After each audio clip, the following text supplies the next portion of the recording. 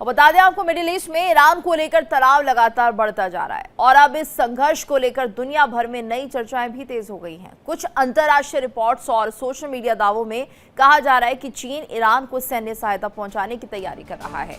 हालांकि इन दावों की अब तक कोई आधिकारिक पुष्टि नहीं हुई है। चर्चा इस बात की भी है कि चीन और ईरान के बीच रणनीतिक सहयोग पहले से ज्यादा मजबूत हो रहा है। कुछ रिपोर्ट्स में संभावित रेल कॉरिडोर, कार्गो सप्लाई और विशेष उड़ानों का भी जिक्र किया गया है, लेकिन इन्हें स्वतंत्र रूप से सत्यापित नहीं किया जा सका है। और ऐसे में सबसे बड़ा सवाल यही है कि क्या मिडिल ईस्ट का ये तनाव सिर्फ ईरान, इजरायल और अमेरिका तक सीमित रहेगा या इसमें बड़ी वैश्विक शक्तियों की भूमिका और बढ़ सकती है। फिलहाल दुनिया की नजर वॉशिंगटन, तेल अवीव, तेहरान और बीजिंग पर टिकी है, क्योंकि आने वाले दिनों में इन देशों की आधिकारिक प्रतिक्रियाएं ही तय करेंगी कि मामला सिर्फ कूटनीतिक तनाव है या क्षेत्रीय संघर्ष से आगे बढ़ने वाला कोई बड़ा भू राजनीतिक मोड़। तो जिस तरह से मिडिल ईस्ट में तनाव बढ़ा हुआ है और ऐसे में अब ये देखना होगा कि आखिर अमेरिका और ईरान के बीच जो तनातनी चल रही है क्या वो खत्म हो पाती है नहीं, क्योंकि यहाँ पर लगातार उकसावे की कार्रवाई जो है वो होती हुई दिखाई दे रही है। और ऐसे में एक फैसला ले पाना मुश्किल है कि आगे अमेरिका और ईरान की जो ये बातचीत है, ये जो चर्चा है, या फिर यूं कहिए जो यहाँ पर वार चल रहे हैं दोनों देशों के बीच, ये कब तक खत्म होंगे, रुकेंगे, और क्या शांति का कोई रास्ता निकल पाएगा या नहीं निकल पाएगा, ये सबसे बड़ा सवाल इस वक्त बना हुआ है। आज इसी को लेकर हम चर्चा भी कर रहे हैं। हमारे साथ मेहमानों का खास पैनल जुड़ चुका है। हमारे साथ retired group captain U K Devnath ji जुड़े हुए हैं, डॉक्टर अजिताभ सिंह जी जुड़े, विदेश मामलों के जानकार है, मनोज कुमार जी भी हमारे साथ बने और भू राजनीतिक विश्लेषक है। आप सभी का बहुत बहुत स्वागत है इंडिया डेली पर।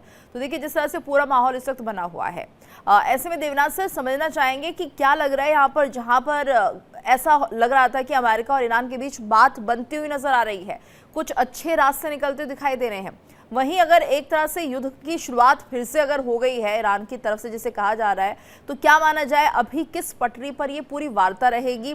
क्या कुछ शांतिपूर्ण रास्ता निकलेगा या फिर असमंजस की स्थिति बनी हुई है? शांतिपूर्ण रास्ता निकलेगा, इसके लिए पृष्ठभूमि में काम चल रहा है। दोनों ही सरकारें जो हैं अपनी तरफ से सतही तौर पर ये दिखाने की कोशिश कर रहे हैं कि वो बहुत मजबूत स्थिति में हैं और वो झुकेंगी नहीं। अमेरिका में डोनाल्ड ट्रंप बार बार इस तरह के बयान दे रहे हैं कि ईरान बहुत जल्दी झुकने वाला है, बातचीत जारी है, जबकि ईरान बार बार यह दावा कर रहा है कि बातचीत के लिए वह तभी तैयार होगा जब अमेरिका पहले अपनी तरफ से नरमी दिखाए। अब ये जो हमले होते हैं, इनका एकमात्र उद्देश्य अब यह हो गया है कि एक दूसरे को छोटे छोटे हमले करके यह दिखाते रहो कि हमारा अपर हैंड है, हम हार नहीं रहे हैं, जरूरत पड़ने पर हम असीमित समय तक इस युद्ध को लड़ सकते हैं। इसीलिए भला यही है कि दूसरा पक्ष बातचीत के लिए नरम होकर सहयोग करने के लिए तैयार हो जाए। आमतौर पर ऐसा हमेशा होता रहा है। दूसरे जो युद्ध लड़े हैं, अफगानिस्तान के समय भी जब कतार में बातचीत लगी होती थी, लंबे समय तक बातचीत होती थी और कई बार देखा गया था कि बातचीत के समय अमेरिका भी अफगानिस्तान में हमले बढ़ा देता था और तालिबान भी बातचीत के समय अमेरिकन ट्रुप पर हमले बढ़ा देता था। तो ये एक बहुत पुरानी कहावत है कि जब आप बात करें तो आपकी मूंछें पहले ऊपर करें फिर बात करें। जी बिल्कुल, और आप सभी हमारे साथ बने रहिएगा। इस बीच एक बड़ी खबर आ रही है, हॉर्मुज़ स्ट्रेट पर हैनिटी का बड़ा सवाल। नेतन्याहू बोले, मैं बहुत सकारात्मक हूं, मेरे लोगों का जोश और बहादुरी सबसे बड़ी ताकत है। ईरान के न्यूक्लियर मुद्दे पर टीवी इंटरव्यू में तीखी चर्चा हुई है। तो हैनिटी नेतन्याहू बातचीत ने बढ़ाई है मिडिल ईस्ट की बहस और ये बड़ी खबर इस वक्त सामने आ रही है। यहाँ पर हॉर्मुज़ स्ट्रेट पर हैनिटी का एक बड़ा सवाल सामने आया है। नेतन्याहू बोले कि बहुत ही ज्यादा सकारात्मक तरीके से सोच रहा हूँ। But look, I'm a lot more optimistic because I see the spirit of our people. They're so brave. They're so brave. They're brave. Our soldiers are.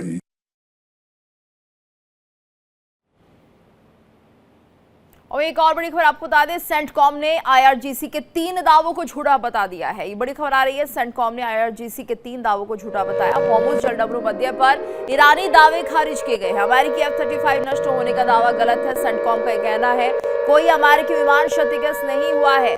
अमेरिकी युद्धपोत और विमान अब भी नाकेबंदी लागू कर रहे हैं। तो सेंटकॉम की तरफ से बड़ा बयान सामने आया है और ऐसे में हर दावे को खारिज करता हुआ यहाँ पर सेंटकॉम दिखाई दे रहा है। अमेरिकी F-35 नष्ट होने का दावा भी गलत है। और ऐसे में अजिताभ सर, आपसे हम समझना चाहेंगे इस वक्त जो पूरा माहौल बना हुआ है, बड़े बड़े दावे किए जा रहे हैं ईरान की तरफ से। सेंटकॉम ने हालांकि इसको लेकर अपना जवाब भी दे दिया है कि अमेरिकी F-35 नष्ट नहीं हुआ है, ये दावा गलत है और किसी भी तरह से अमेरिकी युद्धपोत और विमानों को नुकसान नहीं हुआ है। तो ये जो बातें निकलकर सामने आ रही है, एक दूसरे के ऊपर दबदबा बनाने की कोशिश तो है ही, लेकिन यहाँ पर नेतन्याहू और हैनिटी का जो पूरा मामला चल रहा है, इसको भी कैसे देखा जाए? देखिए, ये दिखाने के लिए ऑप्टिक्स अलग होता है, नैरेटिव क्रिएट करने की कोशिश होती है। ये जो अभी जैसे दावों की जो आपने बात कही, तो ईरान तो ये क्लेम कर रहा है कि उसने 3 F-35 जो अमेरिका के सुपर जेट फाइटर्स कह लीजिए हैं, उसको मार गिराया है जॉर्डन में जो इसने अटैक किया था। हालांकि सेंट्रल कमांड इसको डिनाई कर रहा है, लेकिन कुछ ना कुछ तो डैमेज हुआ होगा और ऑब्वियसली ये रिएक्शन में हुआ, क्योंकि ईरान के अटैक से पहले अमेरिका ने उस पर अटैक किया और शुरुआत तो इनफैक्ट ईरान ने ही की, जो अभी लेटेस्ट राउंड की है। तो ये दावे चलते रह रहे हैं। लेकिन इस बीच जो नेतन्याहू की आपने बात की, तो नेतन्याहू भी जिस लक्ष्य के साथ अमेरिका गए थे, व्हाइट हाउस में उनकी मीटिंग हुई थी, उन सारे लक्ष्यों में उनको सफलता मिली ऐसा कहना मुश्किल है, क्योंकि अभी एक लेटेस्ट डेवलपमेंट में जो पिछले बीती रात एक डेवलपमेंट हुआ है, राष्ट्रपति ट्रंप अब तो ये क्लेम कर रहे हैं कि गजा में एक तरह से इजराइल विड्रॉ करेगा, वहां से डिसआर्मामेंट होगा, हमास को भी डिसआर्म किया जाएगा और इजराइल वहां से विड्रॉ होगा। ये फेजेस में ग्रेजुअल ये होगा। तो ये एक बहुत बड़ा डेवलपमेंट है डिसआर्मामेंट का अगर गजा में होता है। और राष्ट्रपति ट्रंप खुद क्लेम कर रहे हैं कि ये एग्रीमेंट हो गया है। इसमें तुर्की, कतर और इजिप्ट का बहुत बड़ा रोल रहा है, यूएई का भी हेल्प हुआ है। और अगर ये डिसआर्मामेंट होता है तो वहां इंटरनेशनल स्टेबलाइजेशन फोर्स की जो बात है, जो बोर्ड ऑफ पीस के तहत एक अंतर्राष्ट्रीय अलायंस फोर्स बनेगा, तो उसके गठन की भी बात हो रही है। तो मुझे लगता है कि ये बहुत बड़ा डेवलपमेंट है और इजराइल कहीं ना कहीं इसमें कंप्रोमाइज करता दिख रहा है, क्योंकि जिस तरह से गजा में उसने 70% एरिया को कब्जा कर रखा था और अभी भी लगातार अटैक करता रहा है, तो उस दिशा में एक ये बहुत ही सकारात्मक परिवर्तन है।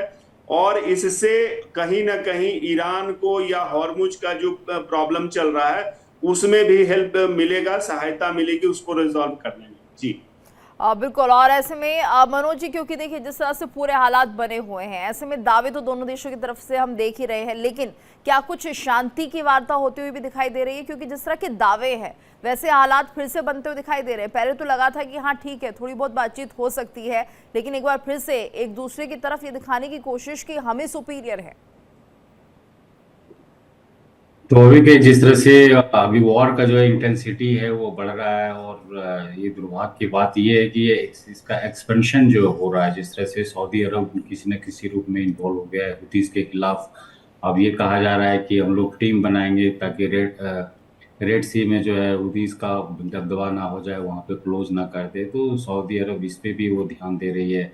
और हम लोग देख ही रहे हैं कि इजराइल जो जिस तरह से नेतन्याहू का स्टेटमेंट आया कि हमारे सोल्जर्स हैप्पी हैं, पॉजिटिव हैं, बहादुर हैं, वो और लड़ाई लड़ सकते हैं। तो इजराइल जो है किसी न किसी रूप में ऐसा लग रहा है कि सक्सेस हो रहा है। जिस तरह से वार का जो एरिया है वो स्प्रेड हो रहा है। और रिसेंट डेज में हम लोगों ने देखा कि डोनाल्ड ट्रंप से भी नेतन्याहू का वार्ता हुआ था, तो इसी को लेकर के हुआ वो किस तरह से जो है और वार को जो है एक्सपेंशन किया जाए। तो अब ये देखना है कि चूंकि अब रिसेंट टाइम्स में जिस तरह से ये घटनाएं बढ़ी है, इंटेंसिटी बढ़ा है। ईरान ने बोला है कि अमेरिका अब रेजिडेंशियल एरिया में भी हमला कर रहा है। पहले नॉर्मली वो ब्रिजेस पे ज़्यादा करते थे, लेकिन अब जब रेजिडेंशियल एरिया में जब होगा तो स्वाभाविक है कि इसमें लॉस होगा और इससे जो है ईरान पे भी दबाव बढ़ेगा। नॉर्मली हम लोग देख ही रहे हैं कि ईरान जो है जिस तरह से ईरान का डिस्ट्रक्शन हो रहा है, ईरान ऑलवेज रेडी है कि किसी न किसी रूप से टॉक हो। लेकिन चूंकि ये टॉक जो है ये अमेरिका डिक्टेट करता है कि कब होगा कब नहीं होगा, तो अब अमेरिका के रुख पे देखा जाएगा कि वो किस तरह से जो है वो इस टॉक को आगे बढ़ाता है। नॉर्मली हम लोग देखते हैं कि चूंकि डोनाल्ड ट्रंप का जो सेकेंड टर्म का जो टेन्योर रहा है उसमें अनप्रेडिक्टेबल रहा है, हर 5-6 घंटे में उनका स्टेटमेंट चेंज होते रहता है। तो अभी बहुत मुश्किल है प्रेडिक्ट करना कि आने वाले समय में क्या कुछ शांति जी हम लोग देख सकते हैं या बिल्कुल, टॉक देख यानी कि सकते हैं। शांति की वहीं उम्मीदें कम होती हुई दिखाई दे रही है। हालांकि इस रास्ते पर चलना बहुत जरूरी है दोनों देशों के लिए। इस बीच एक और बड़ी खबर, अमेरिकी राजनीति में मिडिल ईस्ट विवाद की एंट्री हो गई है। तो यहाँ पर देखिए मिडिल ईस्ट का जो विवाद है वो एंटर करता हुआ दिखाई दे रहा है। नेतन्याहू का NYC मेयर उम्मीदवार पर बड़ा हमला। तो जोरान ममदानी ईरान, हमास और हिजबुल्लाह का समर्थन करते हैं, ये नेतन्याहू का कहना है। एक टीवी इंटरव्यू में नेतन्याहू ने गंभीर आरोप लगाए हैं। क्या कुछ कहा है, सुनाते हैं आपको। Who's he supporting? Hamas. Who's he supporting? Hezbollah. You know, what moral, what kind of cynicism, what kind of absurdity is this? I mean, it's just a complete upturning of morality. तो Netanyahu के बड़े दावे दिखाई दे रहे हैं Debnath sir, और ऐसे में जिस तरह से यहाँ पर लगातार ये बात कही जा रही है कि मिडिल ईस्ट की एंट्री इस पूरे मामले को और गंभीर बना रही है। यानी कि अभी तो अमेरिका और ईरान के बीच जो बातें चल रही थी वही उलझी हुई थी, लेकिन ऐसे में मिडिल ईस्ट की भूमिका जिस तरह से दिखाई दे रही है, अब क्या लग रहा है, क्या कुछ हालात बनेंगे भविष्य में? ये तो जी मिडिल ईस्ट के जो अलग अलग देश हैं उनका रवैया थोड़ा अलग अलग रहा है। बीच में जैसे ऐसी खबर आई कि ईरान ने शायद मिस्र पे भी हमला किया है। मिस्र तो हमेशा से ही इजराइल का पार्टनर रहा है। 1978 में मिस्र ने इजराइल के साथ अमेरिका के इन्फ्लुएंस में आकर कैंप डेविड एग्रीमेंट साइन किया था। लेकिन जब हमें पता लगा कि मिस्र पर हमला किया है तो थोड़ा अजीब इसलिए लगा क्योंकि मिस्र से कोई भी यूएस एयरफोर्स का जहाज टेक ऑफ करने के बाद ईरान पर हमला नहीं कर रहा है, और मिस्र इतना दूर है, भूमध्य सागर में है, सुएज कैनाल क्रॉस करके मिस्र से अमेरिका की नेवी भी कोई ईरान तक आके ऑपरेट नहीं कर सकती है। तो ऐसे में ईरान ने क्यों मिस्र के खिलाफ एक रुख अख्तियार किया, ये देखना पड़ेगा। दूसरे जो मिडिल ईस्ट के देश हैं जैसे जॉर्डन है, जॉर्डन ने हमेशा एक न्यूट्रल रखने की कोशिश की है अपने को। उसने कभी भी डायरेक्ट कोई हमला ईरान पर नहीं किया है, लेकिन जॉर्डन ने फुल फ्लेज सपोर्ट दी है अमेरिका की एयरफोर्स और अमेरिका की आर्मी को अपने यहाँ पर बेसिस से ऑपरेट करने की।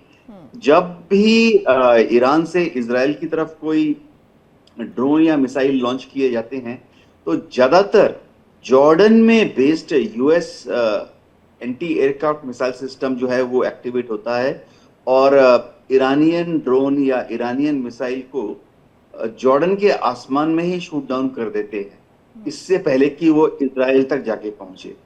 तो मिडिल ईस्ट की भूमिका आस्ते आस्ते थोड़ा धूमिल भी हो रही है। तुर्की का रुख अभी तक बहुत ज्यादा क्लियर नहीं है। तुर्की ने खुलेआम तो इजराइल का विरोध नहीं किया है, लेकिन छोटे छोटे कदम लिए हैं तुर्की ने। तुर्की ने इजराइल के ऊपर आर्थिक प्रतिबंध लगाने की कोशिश की, तुर्की ने इजराइल के ऊपर ट्रेड सैंक्शन लगाने की कोशिश की। जो इजराइल के शिप्स हैं उनको तुर्की अपने बंदरगाहों में नहीं आने देता है, लेकिन ये शायद इंटरनल डोमेस्टिक दिखावा ज्यादा है। एर्दोगान जो है वो चाहते हैं कि उनके देश के जो आम आवाम है वो चाहते हैं कि एर्दोगान इजराइल के खिलाफ एक हार्ड स्टैंड लें। तो शायद अपने जो वोटर बेस है उनको इन्फ्लुएंस करने की कोशिश है। तुर्की तो नेटो का मेंबर है, तुर्की यूरोपियन यूनियन का भी मेंबर बनना चाहता है। तो तुर्की मजबूरी में, एर्दोगान की बात कर रहा हूँ, वो कोई ऐसा कदम भी नहीं ले सकते जिससे कि उनके यूरोपियन यूनियन ज्वाइन करने के चांसेस हैं वो गड़बड़ा जाएं। अब तो अमेरिका ने F-35 का रसगुल्ला भी सामने रख दिया है। जी बिल्कुल। और इस बीच एक और बड़ी खबर, बहरीन में अमेरिका एयरबेस पर ईरान का बड़ा दावा। तो बहरीन से खबर जहां पर अमेरिकी एयरबेस पर ईरान का बड़ा दावा हो रहा है। शेख ईसा एयरबेस को ड्रोन से निशाना बनाने का दावा किया जा रहा है। पावर जनरेटर और नेविगेशन सिस्टम पर हमले का दावा किया जा रहा है। सपोर्ट बिल्डिंग्स को भी निशाना बनाने की बात कही गई है। ईरानी सेना ने अटैक ड्रोन ऑपरेशन का दावा किया। अमेरिका और बहरीन की ओर से आधिकारिक पुष्टि नहीं हुई है। तो अजिताभ सर, ऐसे दावे होते रहेंगे सिर्फ ये दिखाने के लिए कि हमारा वर्चस्व कितना बढ़ता हुआ दिखाई दे रहा है। देखिए, ईरान ने तो क्लेम किया है कि 3 देशों में उसने अटैक किया है। बहरीन पे भी उसका क्लेम है, कुवैत पे ऑब्वियसली क्लेम है और जॉर्डन पे है। तो ये क्लेम और काउंटर क्लेम चलता रहेगा। लेकिन इस बीच ये राहत है कि कल रात में कोई अभी तक अटैक की लेटेस्ट खबरें नहीं आई है। लेकिन गीतू जी, एक बहुत ही मेजर डेवलपमेंट हुआ है। जो बाब अल मंदेब में हूती ने अभी बंदी लगाई थी एक तरह से, खास करके सऊदी के शिप्स को नाकाबंदी कर दी थी ना आने जाने की। उससे यूरोप का ट्रेड प्रभावित हो रहा था और वहां का जो ऑयल एंड गैस सप्लाई प्रभावित हो रहा था। उस मामले में कल एक बहुत ही बड़ा डेवलपमेंट हुआ है। सऊदी अरब ने घोषणा की है कि 14 देशों ने मिलके एक मल्टीनेशनल मैरीटाइम डिफेंसिव अलायंस बनाया है और इसमें इनफैक्ट 51 देशों को सऊदी अरब ने इनवाइट किया था। रियाद में कल मीटिंग हुई है। 51 में से 43 देशों ने इसको अटेंड किया, ऑफलाइन और ऑनलाइन वर्चुअली भी कई देशों ने उसको अटेंड किया है। और फाइनली 14 देशों ने अभी तक एक एग्रीमेंट को साइन कर दिया। इसके तहत एक इंटरनेशनल मैरीटाइम अलायंस फोर्स बनी है जो डिफेंसिव होगी और ये बाब अल मंदेब, रेड सी और गल्फ ऑफ एडन, ये तीनों जो समुद्री किनारा कह लीजिए, समुद्री मैरीटाइम रूट है, इसके प्रोटेक्शन में कार्य करेगी। तो ये ईरान के लिए बहुत बड़ा चैलेंज होने जा रहा है, क्योंकि बाब अल मंदेब में जिस तरह से ईरान ने हूती को एक्टिवेट कर दिया था और इस हूती ने अटैक करके ईरान के ऑफ कोर्स सहारे से सऊदी के, ऐसा कहा जा रहा है, बड़े पेट्रोलियम जो उसके प्रोडक्शन सेंटर हैं उस पे अटैक करके काफी क्षति पहुंचाई है। उसके जवाब में सऊदी अब बहुत ज्यादा मुखर हो गया है, एक्टिव हो गया है और ये इंटरनेशनल कॉलिशन की कवायद जो काफी पिछले 4-5 महीने से चल रही थी, अब फाइनली वो जमीन पे उतर गया है और 14 देशों ने तो इस पे साइन भी कर दिया, जिसमें पाकिस्तान, बांग्लादेश, तुर्की, कतर, सऊदी अरब ऑफ कोर्स फाउंडिंग मेंबर है, उसका फाउंडर है और इसका हेडक्वार्टर भी रियाद में सऊदी अरब में ही होगा। तो ये मुझे लगता है ईरान के लिए अब एक ओपन चैलेंज है और अगर ये इंटरनेशनल जो अलायंस बनी है ये बाब अल मंदेब से बढ़ के अगर हॉर्मुज की तरफ भी जाता है तो ईरान के लिए और ज्यादा मुश्किलें पैदा करेंगी। लेकिन मुझे लगता है टकराव तो यहाँ होने की संभावना पूरी दिख रही है, लेकिन अगर ईरान कुछ इससे कंप्रोमाइज की स्थिति में आएगा तो वो निश्चित रूप से ऊर्जा संकट और आर्थिक जो महामारी चल रही है उसको रोकने में मदद मिल सकती है। जी, और इस बीच एक और बड़ी खबर अपने दर्शकों को हम बता दें। ईरानी संसद अध्यक्ष गालिबाफ का अमेरिका पर बड़ा हमला। ईरानी संसद के अध्यक्ष गालिबाफ का अमेरिका पर यह बड़ा हमला। अमेरिका हर दिन नया अपराध कर रहा है। तो केशम द्वीप पर आम नागरिकों के घरों पर हमले का आरोप लगाया गया है। अमेरिका युद्ध में मिली हार की भरपाई बेगुनाहों का खून बहाकर करता है। गालिबाफ की तरफ से ये गंभीर आरोप लगे हैं। केशम द्वीप का जिक्र किया है जिसमें कि आम नागरिकों के घरों पर हमले का आरोप यहाँ पर गालिबाफ लगाते हुए नजर आ रहे हैं। तो ऐसे में मनोज जी, यहाँ पर जिस तरह से ये पूरा मामला सामने आ रहा है, गालिबाफ गंभीर आरोप तो लगा ही रहे हैं, अमेरिका के लिए एक नैरेटिव भी सेट कर रहे हैं कि अमेरिका किस तरह की कार्रवाई करता है। ये बहुत ही दुर्भाग्य की बात है कि जिस तरह से नॉर्मली अमेरिका को हम लोग देखते हैं कि वो ह्यूमन राइट्स का चैंपियन रहा है, डेमोक्रेटिक कंट्री है और ऑलवेज जो है वो ह्यूमन राइट्स को बढ़ावा देते हैं। और जिस तरह से ये हमला जो ह्यूमन राइट्स जो रेजिडेंशियल एरिया में हुआ है, इसको जो है जरूर कंडेम करना चाहिए और अमेरिका को रिविजिट करना चाहिए कि वो अब क्या करना चाहता है। जिस तरह से हम लोगों ने देखा कि फरवरी 28 को भी जो है वो स्कूल पे हमला करके 150 लगभग बच्चियों का जो डेथ हुआ था, तो इसको लेकर के वर्ल्ड लेवल पे भी जो है कंडेमनेशन हुआ था। तो ऐसा लग रहा है कि अमेरिका किसी न किसी रूप में वो वहाँ पे जो एडवांटेज चाहिए था स्टेट ऑफ हॉर्मुज में, लग रहा है कि वो कुछ नहीं कर पा रहा है। इसीलिए उनका जो है अब जितने ब्रिजेस थे या जो भी उनका टारगेट था वो मिलिट्री एरिया का, वो लगभग लगता है उन्होंने कंप्लीट कर दिया है। अब उनको लगता है कि ईरान जो है कुछ दबाव में नहीं आ रहा है, तो अगर रेजिडेंशियल एरिया में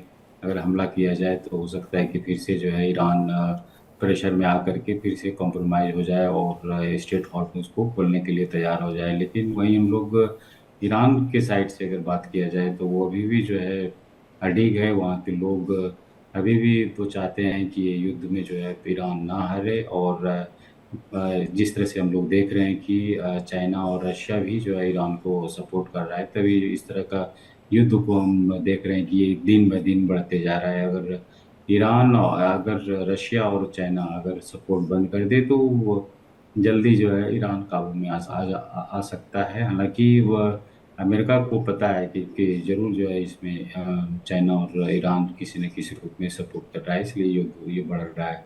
वहीं जब मिडिल ईस्ट कंट्रीज़ की अगर बात करें तो अब तक हम लोगों ने देखा कि वो साइलेंट मोड में थे। वो जो उनका ये था कि चलो अमेरिका के बेस पे ही हमला कर रहा है, वहाँ तक ही अगर लिमिट रहता तो मिडिल ईस्ट कंट्रीज़ हो, सऊदी अरबिया हो, चाहे इराक हो, वहाँ पे उतना बड़ा इशू नहीं होता। लेकिन जिस तरह से वो हुतीस का जो इंटरवेंशन रेट सी में हो रहा है, इसको लेकर के मिडिल ईस्ट कंट्रीज़ में लग रहा है कि अब उनका बिजनेस ही जो खराब होगा, इकोनॉमिक खराब हो जाएगा।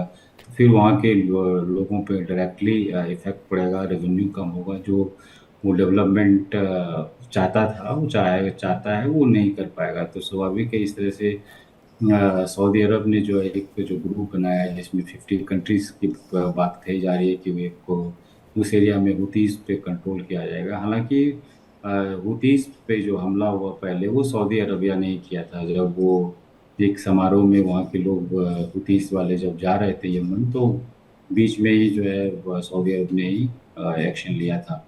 हुतीस और सऊदी अरब का जो रिलेशन रहा है वो बहुत दिनों से ही एक दूसरे के प्रति नफरत कर रहा है, वो वार कर रहा है, वो और टेररिस्ट मानता है हुतीस को। तो स्वाभाविक है कि सऊदी अरब अब सोच रहा है कि ज़्यादा साइलेंट रहने से वो उनका बिजनेस खराब हो सकता है, एक रेपुटेशन बट्टा पे तो लग ही गया है। तो स्वाभाविक है कि अब लग रहा है कि मिडिल ईस्ट कंट्रीज और इन्वॉल्व होंगे और रेड सी को तो बचाएंगे ही, फिर उनका ये भी रोल होगा कि स्टेट ऑफ हॉर्मुज़ पे भी जो है एकाधिकार जो है वो ईरान का ना रहे, क्योंकि ये एक सम्मान की भी बात हो जाएगी। सऊदी अरब जिस तरह से वो इस इस्लामिक वर्ल्ड का एक अपने आप को सुपर पावर समझता है, और नॉर्मली ईरान से ही उनका एक दावेदारी रहता है। ईरान भी सोचता है कि मैं मिडिल ईस्ट का चैम्पियन हूँ और मैं डोमिनेट करूँगा। वहीं सऊदी अरब जो है सुन्नी कंट्री है, वो चाहता है कि वो जी किसी न किसी रूप में जो है जितने भी मुस्लिम कंट्रीज हैं वो मुझे एक्सेप्ट करे और मेरा बादशाही को बिल्कुल, माने। यानी इन कंट्रीज में भी लगातार यही जंग छिड़ी हुई है कि कौन यहाँ पर खलीफा बनेगा और कौन यहाँ पर सुप्रीम लीडर बनेगा। तो देवनाथ सर, ऐसे में क्या माना जाए, अगर हम बात करते हैं होर्मुज़ स्ट्रेट को लेकर भविष्य क्या दिख रहा है आपको? अर्थव्यवस्था अगर हम बात करते हैं बाकी देशों की, कितना प्रभाव उन पर पड़ता हुआ दिखाई दे रहा है? क्योंकि अभी तो एक उम्मीद जगी थी कि शांति वार्ता हो जाएगी तो तेल के दामों में कमी देखने को मिलेगी, कुछ अच्छा हो जाएगा फ्यूल संकट को लेकर, लेकिन अब जो हालात है वैसे बन रहे हैं। तो आप कैसे देखते हैं, भविष्य क्या है आखिर? गीता जी, निकट भविष्य यानी अगले 1-2 महीने तक स्ट्रेट ऑफ हॉर्मुज़ पर ईरान अपना कंट्रोल बनाने की कोशिश करता रहेगा। ईरान के सुपरविजन में जो भी जहाज जाना चाहता है, ईरान उसको सेफ पैसेज दे रहा है, बशर्ते पहले वो स्ट्रेट ऑफ हॉर्मुज़ में जो ईरान ने अपनी एडमिनिस्ट्रेटिव अथॉरिटी खोली है उनके पास नाम रजिस्टर कराएं। लेकिन अगर कोई जहाज वहां से चोरी छिपे निकलने की कोशिश करता है बिना ईरानियन परमिशन के, तो फिर ईरान उस जहाज पर छोटे छोटे हमले करता रहता है। लेकिन लॉन्ग टर्म में यानी आज से 3 महीने 6 महीने में ईरान को शायद फिर से वही यथास्थिति को लागू करना पड़ेगा जैसा कि 28 फरवरी के पहले थी। यानी स्ट्रेट ऑफ हॉर्मुज़ पूरी तरह से ईरान को अंतर्राष्ट्रीय मापदंडों के हिसाब से चलाना पड़ेगा। जो अनक्लास के नियम है उसको ईरान को फॉलो करना पड़ेगा। ईरान राजी भी हो जाएगा बशर्ते अगले 3 महीने 6 महीने में अमेरिका ईरान के ऊपर अवांछनीय दबाव डालना बंद कर दे, क्योंकि जब भी अमेरिका दबाव डालता है डिप्लोमेटिक या मिलिट्री, तो ईरान रिएक्शनरी एक्शन में काउंटर एक्शन करते हुए स्ट्रेट ऑफ हॉर्मुज पर अपना दबदबा बनाने की कोशिश करता है। तो अगर अमेरिका थोड़ा सा पैसिफाई हो जाए, नरम रुख अख्तियार कर ले, तो ईरान को भी जरूरत नहीं है स्ट्रेट ऑफ हॉर्मुज में अपनी मिलिट्री शोहरत दिखाने की। जी बिल्कुल। और क्या माना जाए अजिताभ सर, फिर भारत के लिए अगर हम इसे कैसे देखें, क्योंकि पहले तो लग रहा था कि हो सकता है कि अर्थव्यवस्था में थोड़ा सुधार होगा, लेकिन अब हम इसे बैकअप प्लान के तौर पर भारत को क्या कुछ रणनीति बनानी चाहिए इन हालातों में? देखिए, अभी जो गीतू जी हाल है उसमें मुझे लग रहा है कि शांति का माहौल हो गया था, एमओयू साइन हो गए थे, बातचीत चल रही थी, लेकिन ईरान ने अपनी नीति पलट ली। एक तरफ तो वो अब ज्यादा एग्रेसिव हो गया है, पहले वो जवाब दे रहा था सिर्फ अमेरिका के अटैक का, अब वो ज्यादा एग्रेसिव हो गया, खुद ही अब वो अटैक करने की मुद्रा में आ गया है। तो एक तो ये चेंज हुआ है। दूसरी तरफ मुझे लगता है ईरान जानबूझ के वैश्विक अर्थव्यवस्था और इंक्लूडिंग भारत की अर्थव्यवस्था या ऊर्जा संकट है उसको बढ़ाने में कंट्रीब्यूट कर रहा है, क्योंकि ईरान को ऐसा लगता है कि अगर ये युद्ध खत्म हो गया या शांति की बात हो गई तो उससे तेल का दाम घटेगा, और तेल का दाम घटेगा तो उससे सारे लोग फिर निश्चिंत हो जाएंगे। इसलिए ईरान नहीं चाहता कि तेल के दाम घटे। और देखिए, उसने फिर जो लेटेस्ट अटैक किया, जानबूझ के मैं कहूंगा उसने अटैक किया, क्योंकि इससे तेल के दाम बढ़ेंगे और तेल की आवाजाही रुकेगी। बिल्कुल, एक तरह तो से अनिश्चितता अगर मार्केट में रहेगी ईरान के इस हमले से, तो जाहिर सी बात है फिर से कहीं ना कहीं तेल के दामों में वृद्धि भी देखने को मिलेगी, और एक तरह से शांति अब ऐसा लग रहा है ईरान की तरफ से होती हुई नहीं दिख रही है। धन्यवाद करना चाहेंगे आप सभी का हमारे साथ इस चर्चा में जुड़ने के लिए। और यहाँ पर रुकेंगे एक ब्रेक के लिए। ब्रेक के बाद खबरों का सिलसिला लगातार जारी है।